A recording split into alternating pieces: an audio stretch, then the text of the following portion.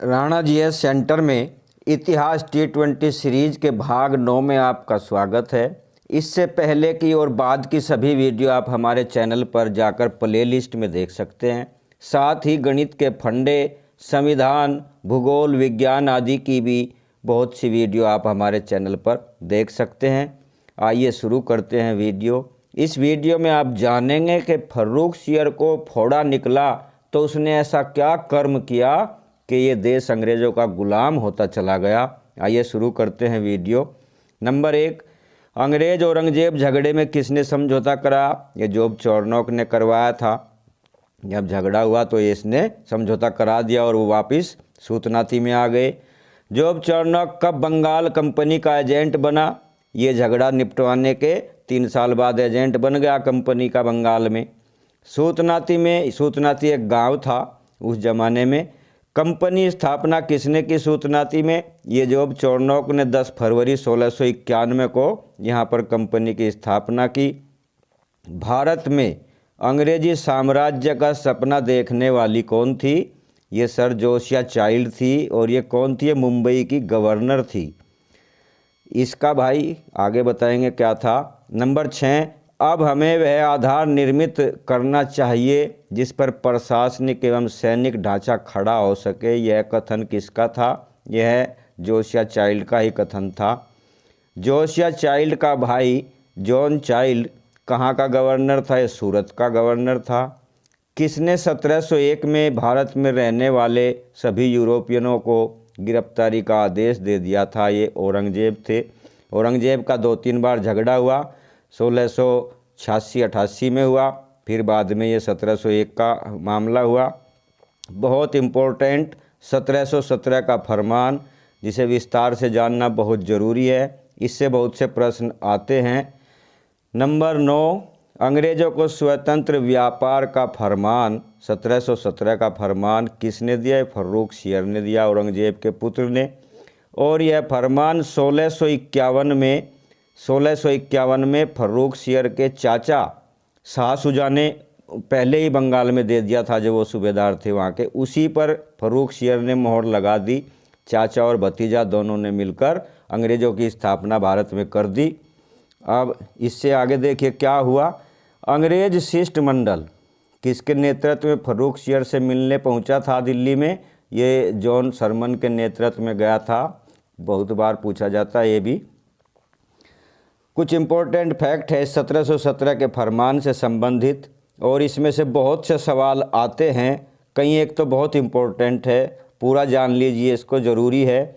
1715 में जॉन सरमन के अधीन एक शिष्टमंडल भारत में आया, जिसमें जो सदस्य थे जॉन सरमन स्वयं, एडवर्ड स्टीफेंसन, विलियम हैमिल्टन नामक सर्जन, ये डॉक्टर था, इसी ने फोड़ा ठीक किया था फर्रुखसियर का, आगे बताएंगे। और एक आर्मेनियाई दुभाषिया ख्वाजा सेहूर्द था, जिसे बिचौलिए की तरह वार्ता करनी थी फर्रुखसियर के साथ में, वहाँ दुभाषिया को लेके गए थे। 1715 में यह दल कलकत्ता, मद्रास, बम्बई की तरफ से जॉन सरमन के नेतृत्व में, किसके नेतृत्व में गया यह सवाल आता है? फर्रुखसियर के दरबार में गया। उस ज़माने में फर्रुखसियर को फोड़ा निकला हुआ था, वह पड़ा हुआ था। तो इस दल में हैमिल्टन डॉक्टर था। इसने सम्राट के उस भयंकर फोड़े को ठीक कर दिया, और सम्राट इतना खुश हुआ मोगेम्बो की तरह कि उसने प्रसन्न होकर जॉन सरमन को आंखें बंद करके फरमान दे दिया, अधिकार दे दिया। शाह शुजा के 1651 के फरमान पर दिल्ली से मोहर लगा दी, और यहीं से अंग्रेज़ों की एंट्री हो गई भारतीय शासन प्रशासन में। यह फरमान बंगाल, हैदराबाद और गुजरात में सुविधाओं के लिए था। इसकी डिटेल जान लीजिए। इस फरमान में 3 फरमान शामिल थे। ये प्रश्न भी आ चुका है कई बार कि इस फरमान में कितने फरमान शामिल थे। नंबर 1 क्या था? 3000 रुपये के बदले बंगाल में कंपनी को स्वतंत्र व्यापार की आज्ञा मिल गई। यही शाह शुजा ने भी दी थी। इच्छानुसार कोठियाँ बनाने की आज्ञा मिली, और कोलकाता के आसपास, कोलकाता तो उस समय था नहीं, सूतनाती था, सूतनाती, कालिकाता, गोविंदपुर, उनके आसपास 38 गांवों को खरीदने या किराए पर लेने की इजाज़त मिल गई। ये बहुत बड़ी मूर्खता फर्रुखसियर ने की। इसी से अंग्रेज वहाँ पर किलाबंद होने लगे। बम्बई में टंकित कंपनी के रुपए मुग़ल साम्राज्य में चलने लगे, वो सिक्का चलने लगा उनका। ये सवाल बहुत इम्पोर्टेंट है, कम किताबों में मिलता है। बंगाल की शाही टकसाल में सिक्के ढालने का अधिकार भी मिल गया। 2 नंबर पॉइंट बहुत खास है। नंबर 3 और आखिरी जो फरमान था, हैदराबाद प्रांत में सभी देनदारियों से अंग्रेज़ों को छूट मिल गई। केवल सूरत में 10,000 रुपये सालाना देने पड़ते थे, ये उन्हें छूट मिली बस। और मद्रास का थोड़ा किराया देना पड़ता था। इस तरह से उनके पैर जम गए अंग्रेज़ों के।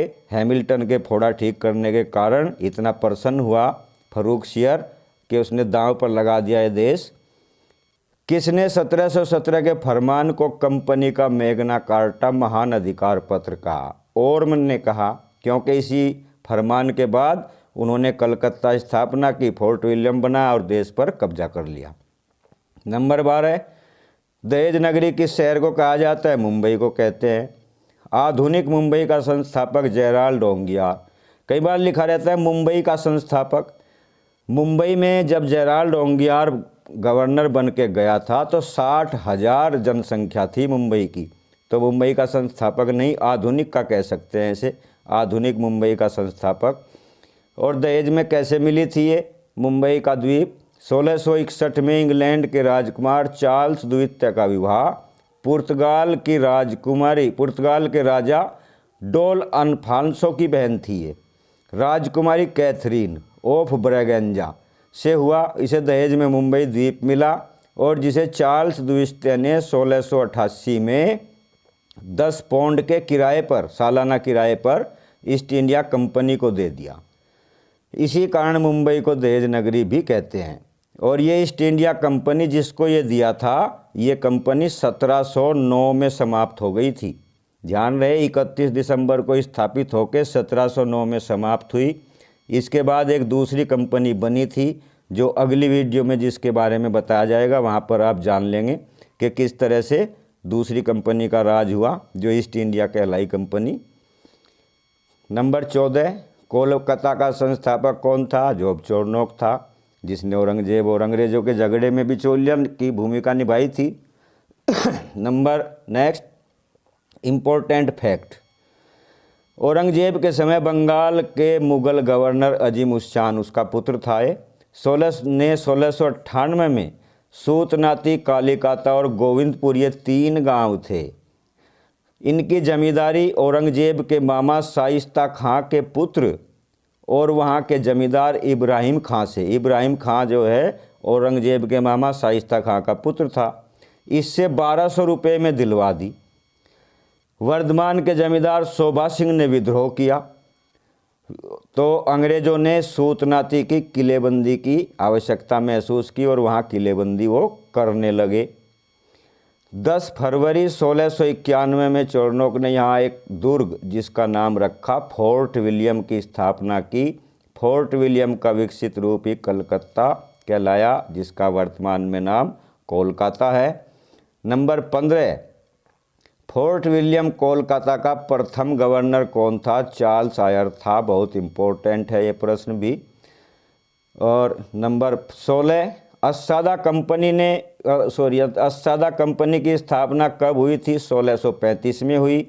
नंबर 17, अस्सादा कंपनी को किस में मिला दिया गया? लंदन कंपनी में मिला दिया गया, दोनों को मिला के एक कर दिया। 1623 में हुए अम्बोयना हत्याकांड के बदले, अम्बोयना हत्याकांड का विवरण पूर्व की वीडियो में किया जा चुका है। बदले डचों को ईस्ट इंडिया कंपनी को क्षतिपूर्ति का कितना धन देना पड़ा? 85,000 देना पड़ा, जिसमें 10 अंग्रेज और 8 जापानी लोगों को डचों ने मार दिया था, उसका हर्जाना इनको देना पड़ा।